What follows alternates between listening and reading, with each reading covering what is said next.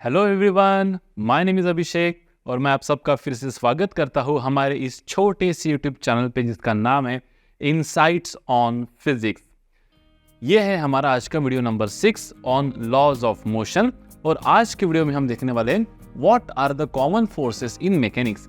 Mechanics में जो most common forces है, जैसे वेट हो गया, हमको हर जगह वेट का काम पड़ता है। नॉर्मल रिएक्शन हो गया, नेक्स्ट टेंशन फोर्स जो स्ट्रिंग में आता है, स्प्रिंग में आता है। स्प्रिंग फोर्स जो स्प्रिंग में आता है, स्प्रिंग में आता है। टेंशन फोर्स जो स्ट्रिंग में आता है, स्ट्रिंग में आता है। स्प्रिंग फोर्स जो स्प्रिंग में आता है, स्प्रिंग में आता है ना। ऐसे 4 फोर्स जो हमारे कॉमन फोर्सेस है, उसका हमें स्टडी करना है कि ये कैसे ऐड करता है, कहाँ ऐड करते हैं, किस दिशा में ऐड करते हैं, इसका मैग्नीट्यूड क्या होता है, एंड सो।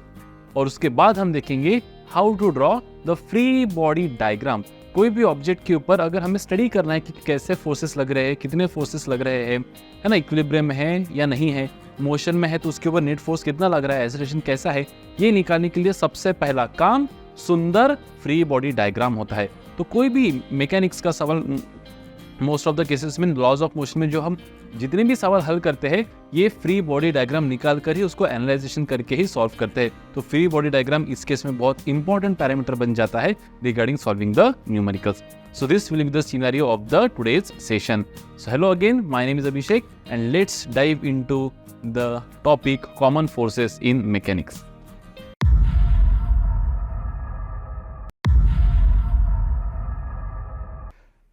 तो पहला कॉमन फोर्स इन मैकेनिक्स है वेट, जो हम सबको पता है। ठीक है, वेट, इसको अपन थोड़ा चर्चा में ले लेते हैं। बाकी तो हमको मोस्ट ऑफ द चीजें इसके बारे में पता ही होंगे। जनरली वेट को डिफाइन किया जाता है बेटा WC। वेट क्या होता है, जैसे मान लो ये हो गई हमारी प्यारी सी खूबसूरत सी अर्थ, है ना। ऑब्जेक्ट जो होता है, ऑब्जेक्ट जैसे मान लो ये कोई एक ऑब्जेक्ट है या फिर एक इंसान है जो थोड़ा सा ऊपर है अर्थ के ऊपर, इसका मास है बेटा m0। क्या मास है? m0। अब हमने इसमें देखा था मोशन इन वन डायमेंशन में, जो हमने ये देखा था कि every planet attracts the object around it with a certain acceleration. और जो अर्थ का एक्सेलरेशन होता है उसे कहा जाता है बेटा एक्सेलरेशन ड्यू टू ग्रेविटी। और वो कितना है था हमारा उधर, देखिए G = gm/r², जो फिर हमने वैल्यूज पुट करके universal gravitational constant, mass of earth, r is radius of the earth, इनके वैल्यूज पुट करके जो हमारा आंसर आता है दैट वाज बेटा समथिंग 9.8 मीटर पर सेकेंड स्क्वायर। तो कोई भी ऑब्जेक्ट हो, चाहे वो छोटा है बड़ा है, इंडिपेंडेंट ऑफ मास, चींटी भी होंगी तभी भी उसके ऊपर एक्सेलरेशन टू ग्रेविटी लगेगा, इतना ही लगेगा। हाथी भी होगा तभी भी उसके ऊपर एक्सेलरेशन ड्यू टू ग्रेविटी लगेगा और 9.8 मीटर पर सेकंड स्क्वायर ही लगेगा। तो व्हाट इज वेट? वेट हमेशा हम कंफ्यूज कर जाते हैं बेटा कि मतलब क्या पता, काफी मिसनंबर लोगों के दिमाग में होते हैं। तो वेट मतलब क्या है? Weight it is the force, it is the force. Weight भी एक प्रकार का क्या है बेटा? फोर्स ही है। Force by which the planet, the earth लिख देंगे अपन यहाँ पे क्योंकि मेजरली अपन अर्थ पे काम करेंगे। The earth, the force by which the earth attracts the objects towards itself। Force क्या है बेटा? फोर्स एक ऐसा, वेट ये ऐसा फोर्स है by which the earth attracts the object towards itself। मतलब ऐसा एक फोर्स, जो फोर्स से धरती कोई भी ऑब्जेक्ट को अपनी तरफ क्या कर रही है बेटा? अट्रैक्ट कर रही है। So what is force? Basically weight क्या हो जाएगा हमारा? Force is nothing but mass of the object into क्या? Acceleration due to gravity with which it is exerted means that mass is being exerted, mg। तो weight क्या रहेगा बेटा हमारा? mg। अब देखिए, जैसे मान लो हम धरती पे यहाँ पे है नहीं, हम हवा में हैं कहीं तो भी, तभी भी हमारे ऊपर धरती फोर्स लगा रही है। और कितना फोर्स लगा रही है? W। और W की वैल्यू कितना है बेटा? Equals to m0g। तो ऐसा नहीं कि जब हम धरती पे खड़े हैं तभी हमें वेट, तभी धरती हमें खींच रही है, नहीं। हम जब हवा में हैं तभी भी धरती हमें खींच रही है। And always the earth will always exert force on the object in vertically downward direction. तो यहाँ पे और एक पॉइंट लिखने लायक बन जाता है, क्या? कि weight always acts vertically downwards. जो वेट फोर्स होता है बेटा, weight always acts vertically downward। इसका अर्थ क्या हो गया बेटा? डाउनवर्ड्स। वेट हमेशा कैसे लगेगा, वर्टिकली डाउनवर्ड्स। मतलब मान लो अगर आपने ऐसा ब्लॉक रखा है धरती के ऊपर, है ना, टेबल के ऊपर, तो वेट हमेशा लगेगा mg नीचे, वर्टिकली नीचे लगेगा। आपने इंक्लाइन पे भी अगर ब्लॉक रखा हो, इंक्लाइन पे, तभी भी वेट लगेगा नीचे ही लगेगा mg। हमेशा वर्टिकली कहाँ लगेगा बेटा, नीचे।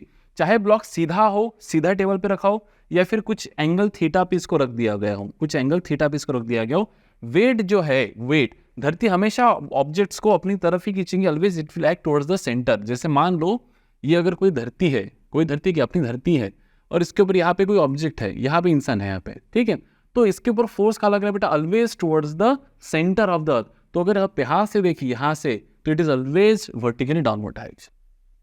समझ में आ रहा है? हालांकि यहाँ पे जो कोई इंसान होगा यहाँ पे, उसके ऊपर भी वेट कहाँ लगेगा बेटा, वेट लगेगा mg इधर, ऑलवेज टुवर्ड्स द सेंटर, है ना। तो इस तरह से क्लियर है बेटा। So weight always acts vertically downward direction. तो ये 2 पॉइंट्स यहाँ पे आप बाय डिफॉल्ट लिख सकते हो कि व्हाट इज वेट। वही इसका यूनिट क्या रहेगा बेटा, न्यूटन ही रहेगा, क्योंकि वेट है ना, तो यूनिट क्या रहेगा बेटा, न्यूटन ही रहेगा। क्लियर है? तो पहला फोर्स जो हमारा यहाँ पे कंसिडरेशन वाला था वो क्या है बेटा, हमारा weight. Second point of consideration है यहाँ पे हमारा नॉर्मल रिएक्शन। कौन सा रिएक्शन, नॉर्मल, नाम से ही पता चल जाता है, देखो normal reaction.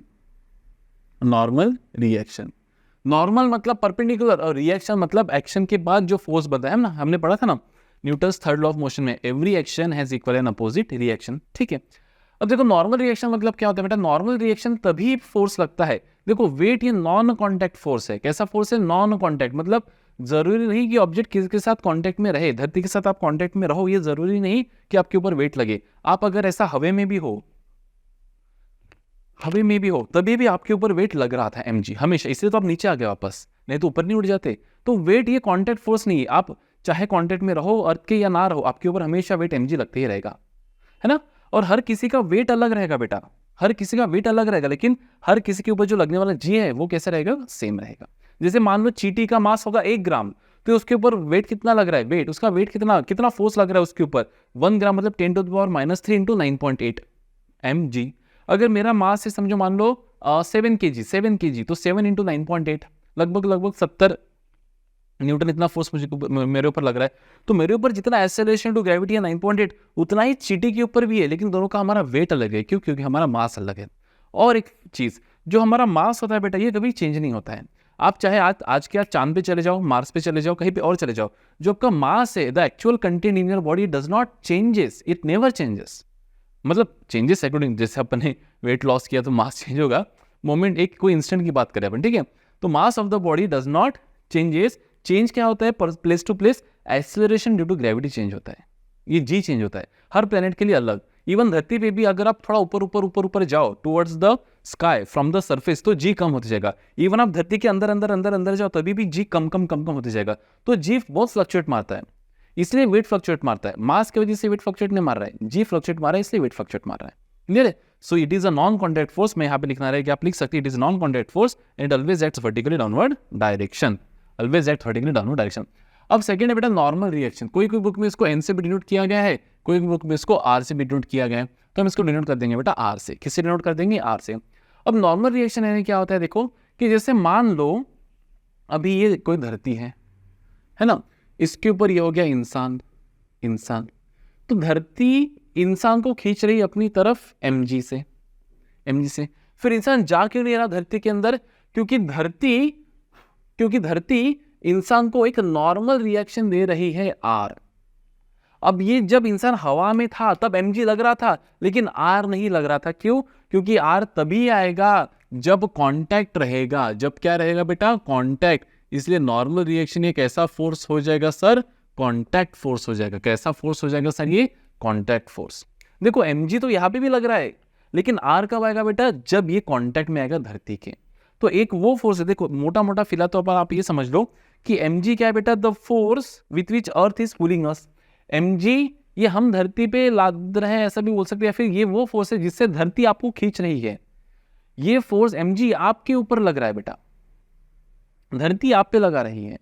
This force mg is acting on you, आपके ऊपर लग रहा है ये फोर्स, नीचे की दिशा में। और देखिए यही नॉर्मल रिएक्शन धरती की वजह से आपको मिल रहा है, कहा बेटा? ऊपर। कहाँ मिल रहा है? ऊपर।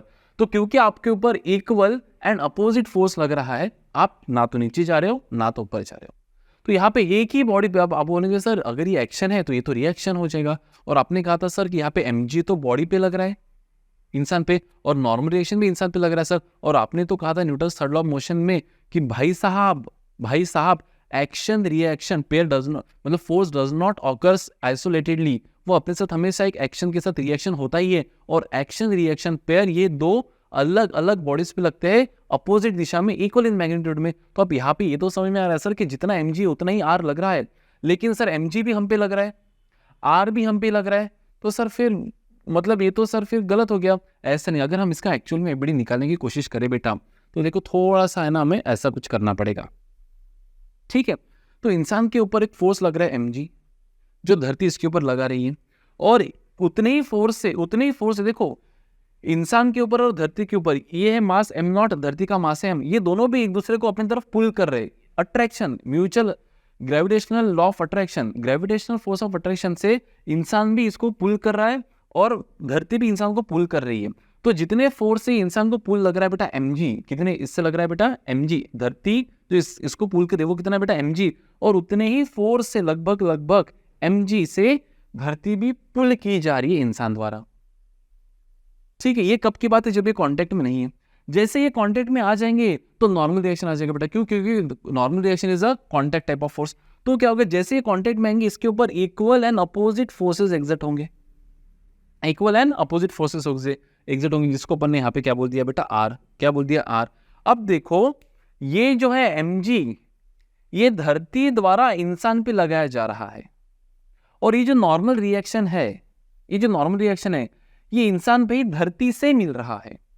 क्यों? क्योंकि ये दोनों कांटेक्ट में, जब जहां आ गया कांटेक्ट, वहां आ गया कांटेक्ट फोर्स, मतलब नॉर्मल रिएक्शन।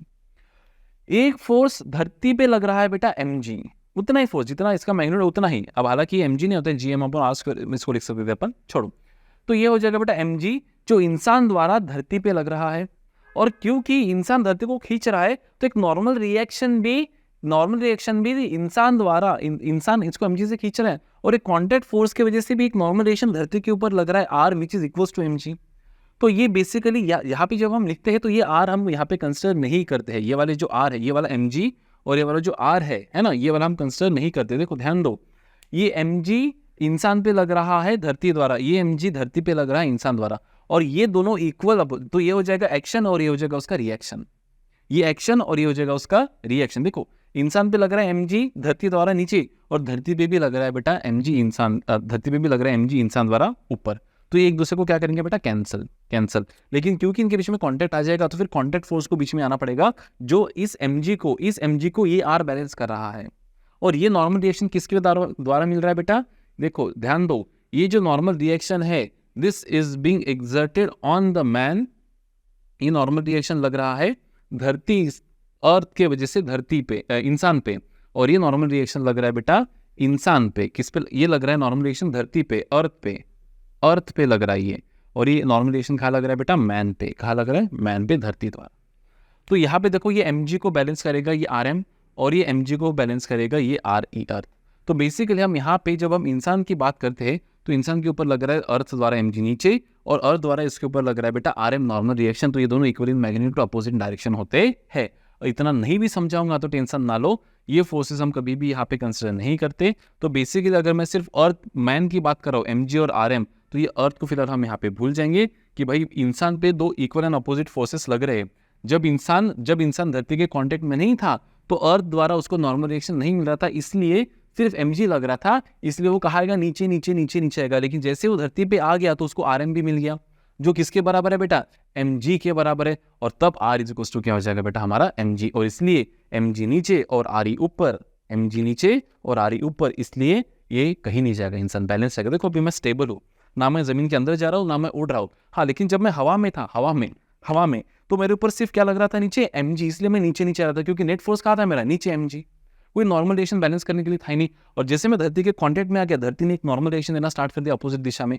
ये भी mg धरती लगा रही मुझ पे, और ये भी rm धरती लगा रही मुझ पे। लेकिन ये कब आया, जब कांटेक्ट आया। ये कब था, जब कांटेक्ट था भी अभी नहीं था। जब हवा में था तब भी mg था, जब जमीन पे टकराया, जमीन से टकराया तभी भी mg लगी रहा था, बस तब एडिशनली क्या आ जाएगा बेटा, rm। इसलिए हम बोलते हैं कि जितना mg, जितना वेट उतना नॉर्मल रिएक्शन। और नॉर्मल रिएक्शन कब आया? कांटेक्ट होने के बाद। इसलिए मैं सीधा सीधा यहाँ पे लिख सकता हूँ कि what is normal reaction? The force which is exerted between the bodies due to contact. क्या लिखेंगे? The force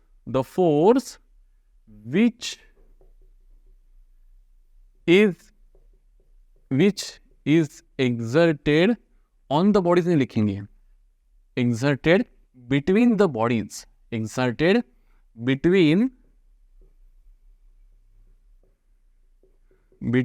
the bodies when they are in contact with each other are called normal reaction, they are contact forces। कौन से forces बेटा? contact type of forces। ये तभी आएगा जब contact बनेंगे। again they are equal in magnitude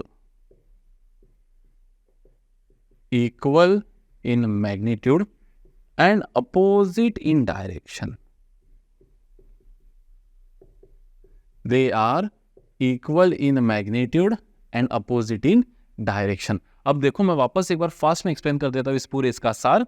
देखो ध्यान में, फास्ट में, जिसको कुछ भी नहीं समझाऊंगा उसको शायद अभी कुछ समझ में आ जाए। जैसे देखो, जब मैं हवा में था, कहाँ पे था बेटा? हवा में। तब भी मुझ पे mg लग ही रहा था और तब अर्थ पे भी इतना ही फोर्स अपोजिट दिशा में लग ही रहा था, लेकिन क्योंकि हम कांटेक्ट में नहीं थे इसलिए कोई नॉर्मल रिएक्शन नहीं लग रहा था। क्योंकि नॉर्मल रिएक्शन कब लगेगा? जब कांटेक्ट बनेगा धरती और मेरे बीच में। तो मुझे धरती खींच रही है mg और मैं भी धरती को थोड़ा थोड़ा हल्का खींच ही रहा हूँ, लेकिन मेरा इफेक्ट ज्यादा दिख रहा है क्योंकि मेरा मास कम है, तो एक्सेलरेशन दिख रहा है। धरती का मास काफी ज्यादा है तो एक्सेलरेशन नहीं दिखेगा धरती का, ठीक है। तो जब मैं कांटेक्ट में आ जाऊंगा बेटा, अब देखो फिलहाल मेरे ऊपर एक ही फोर्स लग रहा है mg, तो नेट फोर्स क्या है मेरा? mg ही है सिर्फ, इसलिए मैं मोशन में हूँ क्योंकि नेट फोर्स लग रहा है। जैसे मैं धरती के साथ कांटेक्ट में आ जाऊंगा, तो मुझ पे फोर्स तो लग रहा ही था mg, प्लस अभी धरती मुझ पे और एक फोर्स लगेगी, that is called as normal reaction on the man due to earth. और धरती पे पहले ही फोर्स लग रहा था मेरे तरफ, कितना लग रहा था बेटा? वो भी लग रहा था mg, और अभी क्योंकि मैं कांटेक्ट में आ गया तो मैं भी धरती पे एक फोर्स लगाऊंगा, that is normal reaction exerted on the earth by the man. अब देखो धरती मुझ पे लगा रही थी mg और अब कांटेक्ट में आने के बाद धरती ने लगाना स्टार्ट कर दिया rm, तो जितना mg रहेगा उतना ही rm लगेगा। इसलिए हम सीधा सीधा लिख देते हैं बेटा कि mg is equals to rm। तो नॉर्मल रिएक्शन जो होता है, normal reaction it always acts. तो देखो जैसे मेरे पे पहले mg लग रहा था, अभी दो फोर्सेस लग रहे हैं, mg भी लग रहा है और rm भी लग रहा है। तो अगर सिर्फ हम इंसान की बात करें, किसकी बात करें? सिर्फ इंसान की। तो जब इंसान धरती के कांटेक्ट में आ गया तब उसके ऊपर दो फोर्सेस लग रहे हैं बेटा, mg भी उसी के ऊपर लग रहा है धरती द्वारा पुल की वजह से, और rm भी उसी के ऊपर लग रहा है लेकिन कांटेक्ट की वजह से। ये है नॉन कांटेक्ट और ये कांटेक्ट, लेकिन दोनों का मैग्नीट्यूड सेम है, डायरेक्शन अपोजिट, इसलिए rm is equal to mg। तो rm अभी लिखेंगे ही नहीं, सीधा लिखेंगे दैट इज नॉर्मल रिएक्शन। अब sir what is the direction of normal reaction? तो direction of normal reaction it is always the normal reaction is always normal, या फिर लिखेंगे परपेंडिकुलर। क्या लिखेंगे? परपेंडिकुलर टू द सरफेस, हमेशा कैसा रहेगा बेटा? Perpendicular to the surface. जैसे मान लो कि ये ब्लॉक रखा है बेटा टेबल पे, तो ब्लॉक पे नॉर्मल रिएक्शन टेबल द्वारा कैसे लिखेगा? देखो ब्लॉक और टेबल पे, जैसे यहाँ पे ये ब्लॉक हो गया हमारा, है ना, ये ब्लॉक हो गया और मान लो ये टेबल है, ठीक है, ये क्या है हमारा? टेबल। तो ब्लॉक टेबल के कांटेक्ट में, तो ब्लॉक पे नॉर्मल रिएक्शन कहाँ लगेगा? देखो वर्टिकली अपवर्ड डायरेक्शन, मतलब ऊपर लगेगा बेटा, NR हमेशा ऊपर लगेगा। अगर ब्लॉक इंक्लाइन सरफेस पे रखा है, कहाँ रखा है? इंक्लाइन सरफेस पे, तो नॉर्मल रिएक्शन कैसे लगेगा बेटा? Always perpendicular to the surface. अब देखो यहाँ पे वेट कैसे लगेगा? नीचे। धरती जो है, धरती ये ब्लॉक को कहाँ खींचेंगी? नीचे खींचेंगी। लेकिन नॉर्मल रिएक्शन कैसे लगेगा बेटा? सरफेस को परपेंडिकुलर। हालांकि वेट कोई डिपेंड नहीं करता सरफेस और सरफेस पे, वेट कैसे लगेगा? हमेशा नीचे। लेकिन नॉर्मल रिएक्शन कैसे लगेगा? Perpendicular to the surface. तो यहाँ पे R लग रहा है बेटा इधर। अगर आप क्लोजली इस चीज को ऑब्जर्व करें, यहाँ पे अगर ऑब्जर्व करें तो एक नॉर्मल रिएक्शन लग रहा है बेटा ब्लॉक पे लग रहा है एक नॉर्मल रिएक्शन टेबल द्वारा, और एक नॉर्मल रिएक्शन लग रहा है बेटा टेबल पे ब्लॉक द्वारा। तो इक्वल एंड अपोजिट होते ही है। कैसे होते हैं बेटा? Equal and opposite. समझ में आ रहा है? तो normal reaction is always perpendicular to the surface. यहाँ पे भी अगर मैं बनाने की कोशिश करूँ नॉर्मल रिएक्शन तो कुछ इस तरह से रहेगा। एक नॉर्मल रिएक्शन ये जो सरफेस है ये लगा रहा है ब्लॉक पे, और एक नॉर्मल रिएक्शन है जो ब्लॉक लगा रहा है उस सरफेस पे। तो ये हमेशा आर कैसा होता है बेटा? Equal in magnitude, opposite in direction. खत्म। नहीं समझा? तो नॉर्मल रिएक्शन कब आएगा बेटा? जब क्या आएगा? कांटेक्ट आएगा, and it is always acting perpendicular to the surface, not vertically downwards. Weight is acting vertically downwards, but normal reaction is not acting vertically downwards, it is acting perpendicular to the surface in which it is in contact. Even though अगर आप ऐसा भी बनाए है ना, जैसे मान लो मैं ये यहाँ पे टेक जाता हूँ ऐसा है ना, तो मेरा वेट तो लग रहा है नीचे, एक जमीन से मुझे नॉर्मल रिएक्शन मिल रहा है ऊपर, और एक मैं फोर्स लगा रहा हूँ इधर, तो वॉल से भी मुझे नॉर्मल रिएक्शन मिल रहा है आपकी तरफ इधर नीचे। तो अगर मैं इसकी डायग्राम बनाने की कोशिश करूँ, जैसे मान लो मैं कैसा टेक के दिखाऊं, ऐसा टेका हुआ हूँ, ठीक है। तो एक तो नीचे लग रहा है बेटा धरती मुझे खींच रही है नीचे mg से, और खुद धरती मुझे क्या दे रही है बेटा? नॉर्मल रिएक्शन दे रही है r। एक फोर्स लगा रहा हूं मैं वॉल पे इधर F, और उतना ही इक्वल एंड अपोजिट मुझे मिल रहा है उधर से नॉर्मल रिएक्शन R2, इसको बोल देंगे अपन R1। तो इक्वल एंड अपोजिट। तो जहां जहां कांटेक्ट धरती के साथ कांटेक्ट में हो, इसलिए नॉर्मल रिएक्शन मिलेगा। अगर हवा में होता तो नॉर्मल रिएक्शन नहीं मिलता, कांटेक्ट में हो तो नॉर्मल रिएक्शन मिलेगा।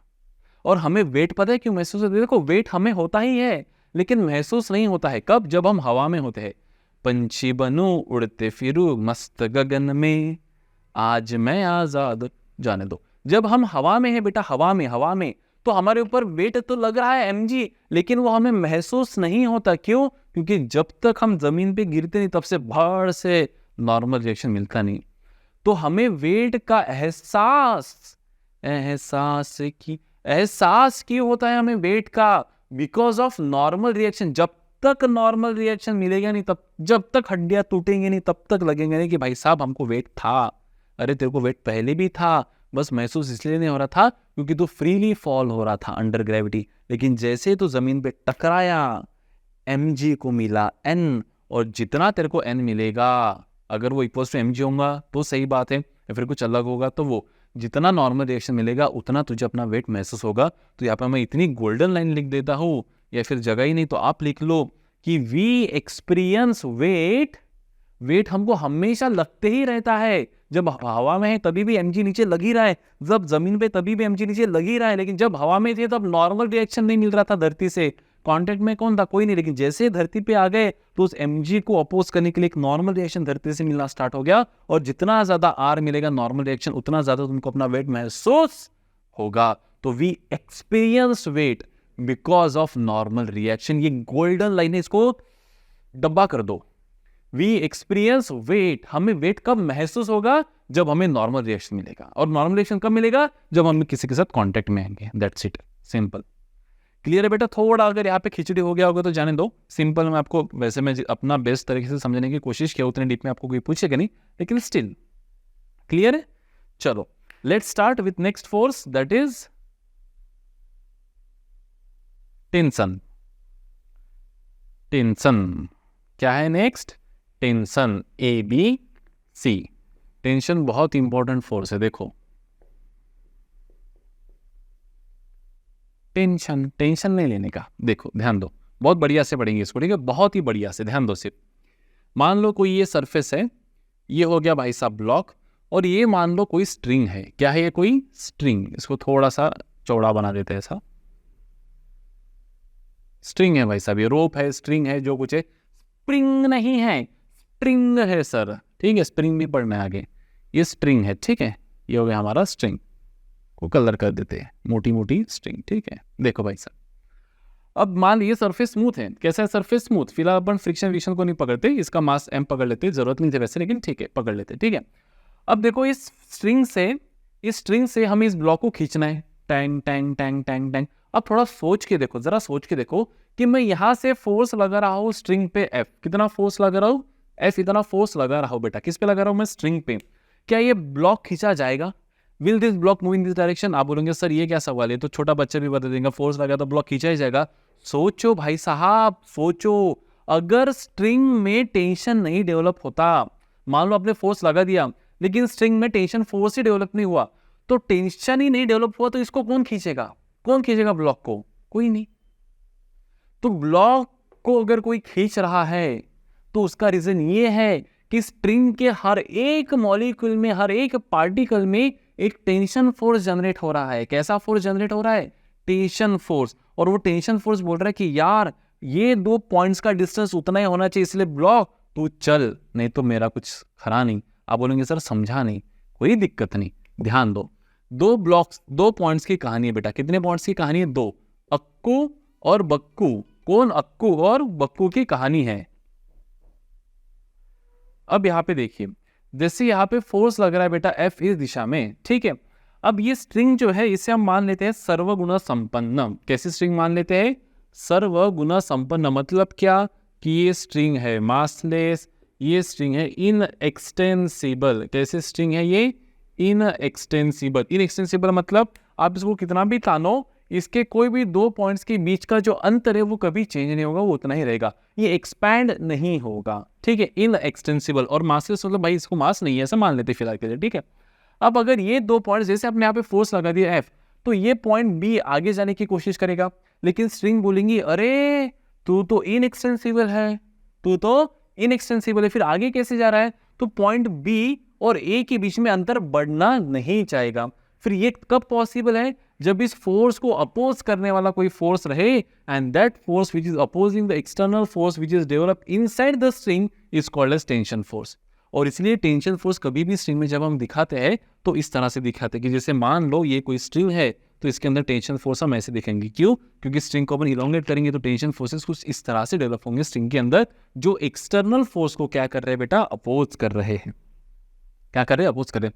अब गौर से देखिए ये पॉइंट को, ये जो टेंशन फोर्स डेवलप हुआ है, देखो ये पॉइंट को, पॉइंट सी को, ये फोर्स F इधर खींच रहा है और टेंशन उतना ही डेवलप होगा जितना आपने फोर्स लगाया।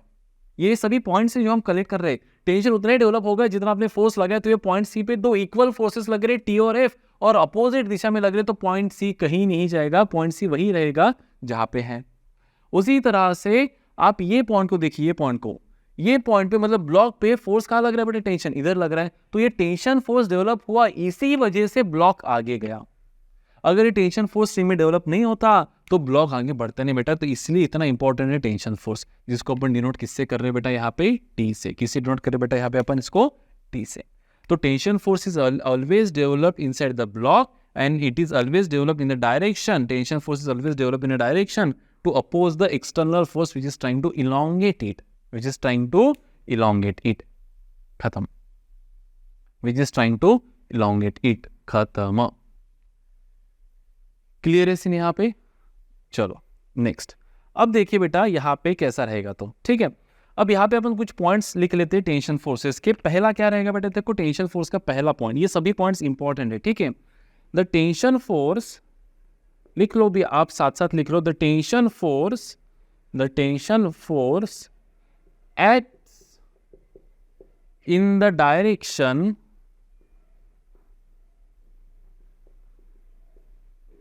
away from the point of action, away from the point of contact of force, point of contact of force। देखो जैसे फोर्स का ये पॉइंट ऑफ कांटेक्ट हो गया बेटा, और फोर्स लग रहा है इधर, तो इससे अवे मतलब दूर इधर लगेगा टेंशन फोर्स। जैसे ये हो गया पॉइंट ऑफ कांटेक्ट जो इसको खींच रहा है, तो यहां से कहां लगेगा बेटा? अवे, दूर इधर, है ना। ये हो गया पहला पॉइंट। दूसरा पॉइंट क्या है? दूसरा पॉइंट क्या कह रहा है? कि if string is inextensible, if rope लिख लेते, रोप, या फिर लिख लेते string is inextensible, if string is inextensible, then क्या? then the, अगर स्ट्रिंग कैसी है बेटा हमारी? इनएक्सटेंसिबल है, तो क्या रहेगा? The tension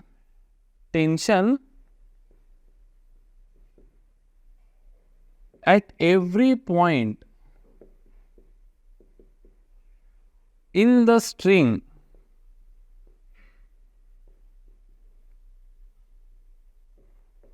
remains same, remains same.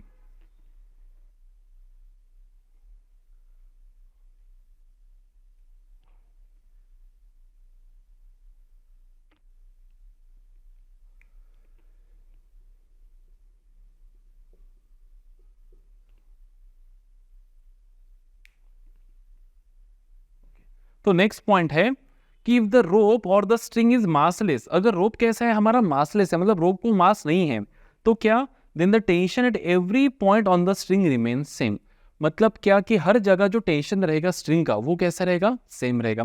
जैसे मान लो फॉर एग्जांपल ये हम वर्टिकल स्ट्रिंग पकड़ लेते हैं, ठीक है, और यहाँ पे हम पकड़ लेते एक ब्लॉक, क्या पकड़ लेते बेटा, ब्लॉक, और इसको अपन बांध देते यहाँ पे रिजिड सपोर्ट से, किससे बांध देते बेटा, यहाँ पे रिजिड सपोर्ट से, और इसका मास मान लेते अपन 10 kg, कितना मान लेते 10 kg, तो नीचे कितना लगेगा 100 न्यूटन, कितना लगेगा नीचे 100 न्यूटन।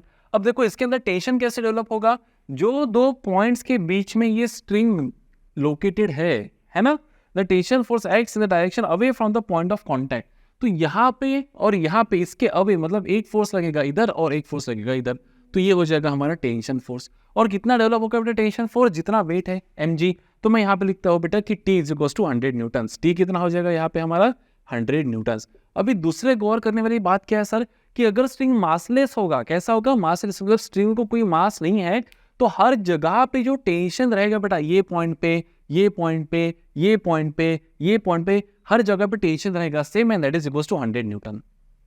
तो इसका अपोजिट पॉइंट क्या बनेगा कि if string has mass, if string has mass, then the tension at different points, then the tension at different points will be different,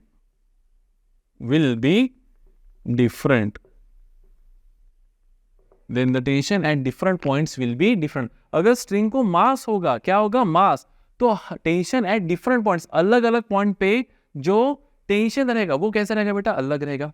जैसे कैसे, जैसे मान लो कि स्ट्रिंग को कुछ मास है ना, आप सिंपल एग्जांपल मैं आपको देता हूं कि जैसे मान लो आप किसी हैंगर को ऐसा लटक के ऐसे लटक जाओ, ठीक है, लटक जाओ, मुझे बताइए टेंशन यहाँ पे ज्यादा रहेगा या यहाँ पे ज्यादा रहेगा या यहाँ पे ज्यादा रहेगा, लेग पे। ऑब्वियस है सर, इस पॉइंट पे हमारे बॉडी की टेंशन सबसे ज्यादा रहेगा, और सबसे ज्यादा तो सर यहाँ पे रहेगा। क्यों?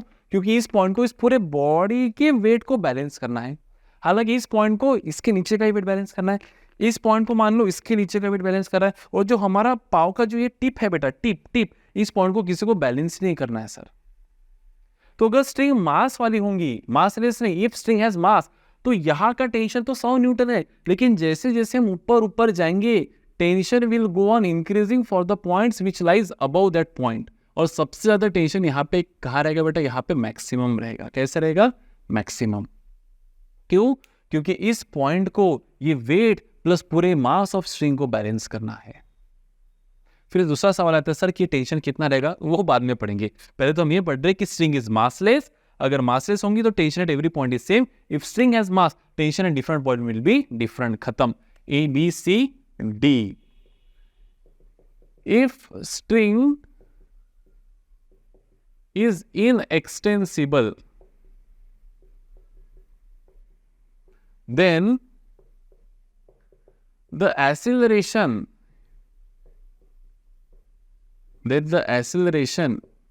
at all the points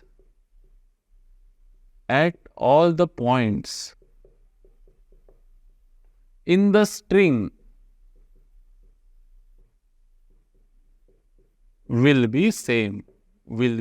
मतलब क्या सर, देखो कि जैसे मान लो ये कोई एक ब्लॉक है जिसका मास है m, है ना, और ये दूसरा ब्लॉक है जिसका भी मास कितना, ट्वाइस m वगैरह ले लो, और ये दोनों स्ट्रिंग्स है बेटा, क्या है, ये दोनों स्ट्रिंग्स है, और आप इस स्ट्रिंग को लगा रहे हो फोर्स इधर, आप इस स्ट्रिंग को लगा रहे हो फोर्स इधर। अब थोड़ा गौर करके देखो, एकदम नॉर्मल मेथड से मुझे बताओ कि इस ट्रेन को, ट्रेन ही है ना ये, अगर इस ट्रेन को मैं F फोर्स इधर खींच रहा हूं, तो क्या ब्लॉक A और B सेम एक्सेलरेशन से जाएंगे या अलग अलग एक्सेलरेशन से जाएंगे? ऑब्वियसली सर सेम एक्सेलरेशन से ही जाएंगे। क्यों? क्योंकि स्ट्रिंग कैसी है, इनएक्सटेंसिबल। स्ट्रिंग कैसी है, इनएक्सटेंसिबल। स्ट्रिंग इलोंगेट नहीं होने वाली है, तो जो एक्सेलरेशन इस पॉइंट का रहेगा वही एक्सेलरेशन इस पॉइंट का होना चाहिए, पॉइंट ए का जो एक्सेलरेशन है वही पॉइंट बी का एक्सेलरेशन होना चाहिए। क्यों सर? क्योंकि अगर अलग अलग एक्सेलरेशन रहा तो ये भागेगा तेज, ये भागेगा स्लो, फिर तो स्ट्रिंग इलॉन्गेट हो जाएंगी। लेकिन स्ट्रिंग कैसी है? इनएक्सटेंसिबल। अगर स्ट्रिंग इनएक्सटेंसिबल है तो दो पॉइंट्स के बीच का डिस्टेंस वही होना चाहिए। दो पॉइंट्स का डिस्टेंस वही तभी रहेगा बेटा जब दोनों साथ में मूव रहे। दोनों साथ में मूव रहे मतलब क्या? कि दोनों का वेलोसिटी सेम है, दोनों का एक्सेलरेशन सेम है। मतलब क्या? कि इस ब्लॉक का भी एक्सेलरेशन सेम है और इस ब्लॉक का भी एक्सेलरेशन बेटा ए ही है। दोनों ब्लॉक का एक्सेलरेशन क्या है? ए और ए। खत्म। 1 2 3 4 पॉइंट्स। नेक्स्ट पॉइंट क्या कहता है? A B C D E, कि जैसे मान लो एक स्ट्रिंग है, एक स्ट्रिंग है ना, यहाँ पे हम ऐसा एक पुली बना देते, ठीक है, और एक स्ट्रिंग है, यहाँ पे एक ब्लॉक है बेटा, और ये स्ट्रिंग से पुली के ऊपर से जाकर एक यहाँ पे दूसरा स्ट्रिंग है जिसको दूसरा ब्लॉक कनेक्टेड है, जिसको दूसरा ब्लॉक कनेक्टेड है। तो ये हो जाएगा ब्लॉक M1, ये हो जाएगा मेरा ब्लॉक M2, ठीक है। अब देखो अगर ये पुली स्मूथ होंगी, कैसी होंगी बेटा? स्मूथ। तो जो एक्सेलरेशन इसका रहेगा वही एक्सेलरेशन बेटा इसका रहेगा, और जो टेंशन यहां पे रहेगा T इस स्ट्रिंग में, वही टेंशन यहां पे रहेगा इस स्ट्रिंग में T। लेकिन कॉन्ट्रेरी, अगर ये सरफेस रफ होगा बेटा, कैसा होगा ये सरफेस? रफ। तो टेंशन रहेगी दोनों स्ट्रिंग्स में अलग अलग, T1 और T2। तो if the pulley is smooth then the tension in both the strings, tension on both the sides, ये स्ट्रिंग अलग अलग नहीं है, सॉरी मैंने अगर कहा होगा तो, ये स्ट्रिंग अलग अलग नहीं है, ये स्ट्रिंग एक ही है लेकिन दो अलग अलग साइड है इसके। अगर सरफेस स्मूथ रहता है पुली का तो ये साइड का टेंशन और ये साइड का टेंशन सेम रहेगा। तो मैं यहाँ पे लिख देता हूँ, अगर स्मूथ है तो T1 is equals to T2, लेकिन अगर रफ है तो T1 is not equals to T2। दोनों साइड का टेंशन कैसे रहेगा बेटा? अलग अलग रहेगा। अगर समझ में आ रहा है? अगर स्ट्रिंग इनएक्सटेंसिबल है तो सभी ब्लॉक्स का मास आइसोलेशन भी कैसे रहेगा? Same. In the string then the isolation of all the points in the string, all the points भी बोल सकते हैं आप, या फिर ऑल द ब्लॉक्स भी बोल सकते हैं, क्योंकि सभी पॉइंट्स मतलब क्या? सभी blocks in the string will be same. तो ये कुछ पॉइंट्स है जो हमको स्ट्रिंग में का टेंशन पड़ते वक्त मद्देनजर रखना पड़ेगा और अकॉर्डिंगली वर्क करना पड़ेगा। और चलिए फास्ट में मूव करते हैं हमारे लास्ट कॉमन फोर्स की ओर, that is spring force. Spring force को हालांकि अपन बाद में बहुत अलग अच्छे तरह से पढ़ने वाले, लेकिन फिलहाल के लिए अपन एक टेम्पररी समझ लेते हैं कि what actually is the spring force. अब स्प्रिंग फोर्स है क्या है बेटा? जैसे मान लो आप लोगों ने बहुत से स्प्रिंग्स तो लाइफ में देखे होंगे, है ना। जैसे हम यहाँ पे एक एग्जांपल कंसिडर कर लेते कि जैसे मान लो ये कोई एक रिजिड सपोर्ट है ना, और यहाँ पे हमने एक स्प्रिंग को ऐसा टाई करके रख दिया, ठीक है। अब ये स्प्रिंग अपनी नेचुरल लेंथ में, मतलब ना तो ये इलॉन्गेटेड है ना तो ये कॉम्प्रेस्ड है, अपनी नेचुरल लेंथ में, ठीक है। और उसको हमने यहाँ पे अप्लाई कर दिया बेटा एक ब्लॉक, क्या लगा दिया इसको? ब्लॉक, जिसका मास है m। अब गौर से देखो, जब मैं इस ब्लॉक को कुछ फोर्स लगाऊंगा बेटा F इधर, है ना, F फोर्स जब मैं इधर लगाऊंगा, या फिर इससे अच्छा बेस्ट अपन वर्टिकल में भी समझेंगे कुछ देर बाद, कि जैसे मान लो यहाँ पे मैंने एक स्प्रिंग को लटका दिया है, बस स्प्रिंग को बस लटका दिया है। क्या कर दिया बेटा? लटका दिया है, ठीक है। तो ये स्प्रिंग अभी फिलहाल अपनी नेचुरल लेंथ में, कैसे लेंथ में बेटा? अपनी नेचुरल लेंथ में। जैसे मैं इसके ऊपर एक ब्लॉक लटका दूंगा बेटा, क्या लटका दूंगा? जब मैं इसके ऊपर एक ब्लॉक लटका दूंगा तो ये स्प्रिंग जो है थोड़ा सा है ना ऐसा इलॉन्गेट हो जाएगा। क्या हो जाएगा? थोड़ा सा ऐसा इलॉन्गेट हो जाएगा। और ये ब्लॉक कब तक इलॉन्गेट होगा पता है आपको? दिस स्प्रिंग विल इलॉन्गेट जब तक इसको नीचे कौन खींच रहा है? स्प्रिंग को इलॉन्गेट कौन कर रहा है बेटा? इसका वेट। इसका वेट क्यों है बेटा? क्योंकि धरती इसको खींच रही है, तो इसका वेट ले लेंगे अपन। मान लो ये m0 है तो ये जगह m0g, क्योंकि m तो मास ऑफ धरती हो गया। तो धरती इस ब्लॉक को mg से खींच रही है अपनी तरफ, इसलिए क्या हो रहा है कि ये स्प्रिंग इलॉन्गेट हो रहा है। तो ये हमेशा इलॉन्गेट होते रहेगा क्या? नहीं बेटा, ये तब तक इलॉन्गेट होगा जब तक इसके वेट जितना, मैंने क्या बोला? इसके वेट जितना, वेट मतलब mg जितना रिस्टोरिंग फोर्स, कौन सा फोर्स? रिस्टोरिंग फोर्स इसके अंदर डेवलप नहीं हो जाता। अब ये रिस्टोरिंग फोर्स क्या है सर पता है? ये रिस्टोरिंग फोर्स मतलब जब कभी स्प्रिंग इलॉन्गेट होता है या कॉम्प्रेस होता है तो हमेशा स्प्रिंग के अंदर बेटा एक रिस्टोरिंग फोर्स जनरेट होता है जो उसको रिस्टोर करने की कोशिश करेगा। रिस्टोर करने की कोशिश करेगा मतलब क्या बेटा? कि जब मैं मास को निकालूंगा तो स्प्रिंग ट्विंग रिस्टोर हो जाएगा। तो उसको रिस्टोर कौन करवाएगा? ये वाला फोर्स वापस अपनी जगह उसको क्या करवाएगा? रिस्टोर करवाएगा। और जो वैल्यू ऑफ रिस्टोरिंग फोर्स होती है बेटा, जिसको अपन यहाँ पे लिखेंगे RF, वो होती है बेटा K times X। K times X, K times X क्या है बेटा? मतलब जैसा मान लो जितना ज्यादा आप मास लगाओगे वहां पे उतना ज्यादा ये इलोंगेट होगा। X क्या है? इलोंगेशन। X क्या है? इलोंगेशन। ये था अपना नेचुरल लेंथ, तो ये हो जाएगा बेटा आपका X। ये क्या हो जाएगा आपका X। जितना ज्यादा आप इसको तानोगे, जितना ज्यादा बो को खींचोगे, जितना ज्यादा खींचोगे उतना ज्यादा वो रिस्टोर करने की कोशिश करेगा। जितना ज्यादा इसका इलोंगेशन रहेगा उतना ज्यादा रहेगा displacement. X is nothing but elongation बोलेंगे अपन। जितना ज्यादा इलोंगेशन रहेगा बेटा उतना ज्यादा रहेगा रिस्टोरिंग फोर्स। और अगर मैं मतलब ऐसा भी लिख सकता था यहाँ पे कि restoring force is directly proportional to elongation and removing the proportionally centimeter certain constant, and that constant key depends upon the material and the nature of the spring, and hence this key is called as spring constant, जो अलग अलग spring का अलग रहेगा। तो K क्या है बेटा यहाँ पे? स्प्रिंग कांस्टेंट है। क्या है बेटा यहाँ पे? K स्प्रिंग कांस्टेंट, जो अलग अलग मटेरियल का कैसे रहेगा? अलग रहेगा, है ना। घड़ी के स्प्रिंग का स्प्रिंग कांस्टेंट कुछ अलग रहेगा, जो हमारी गाड़ी के शॉकअप्स होते हैं उसके स्प्रिंग का स्प्रिंग कांस्टेंट कुछ अलग रहेगा। वो भी एक प्रकार का स्प्रिंग ही हो गया बेटा, बराबर है। जिसके ऊपर हम वो ऐसा डांस वगैरह करते हैं, है ना, उसका स्प्रिंग कांस्टेंट कुछ अलग रहेगा। हर जो यूटिलिटी उसके हिसाब से अलग अलग मटेरियल का स्प्रिंग कांस्टेंट अलग रहेगा। लेकिन कहने का तात्पर्य यहाँ पे ये है कि जितना ज्यादा इलोंगेशन होगा उतना ज्यादा रिस्टोरिंग फोर्स जनरेट होगा, and removing the proportionality centimetre certain constant, and that constant is nothing but spring constant. कोई बुक में इसको ऐसा भी लिखा गया कि RF bar is nothing but minus KX बार। पता है क्यों ऐसा लिखा गया?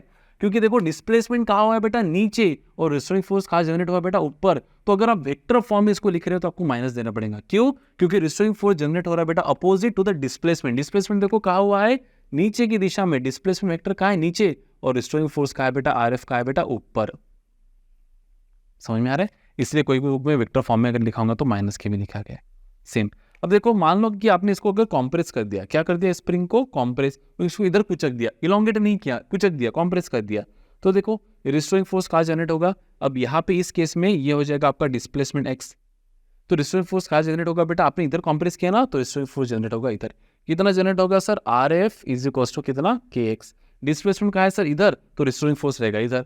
तो हम लिख देंगे, अगर वेक्टर फॉर्म में लिखना रहा तो लिख देंगे माइनस, क्योंकि डिस्प्लेसमेंट है इधर और रिस्टोरिंग फोर्स जनरेट होगा इधर। ये हो गया बेटा कॉम्प्रेशन वाला केस। कौन सा? कॉम्प्रेशन। और ये मान लो एक्सपांशन वाला केस। इसमें भी हम एक्सपांशन वाला केस बना सकते थे, कुछ नहीं। स्प्रिंग को क्या करना है? इलोंगेट करना है।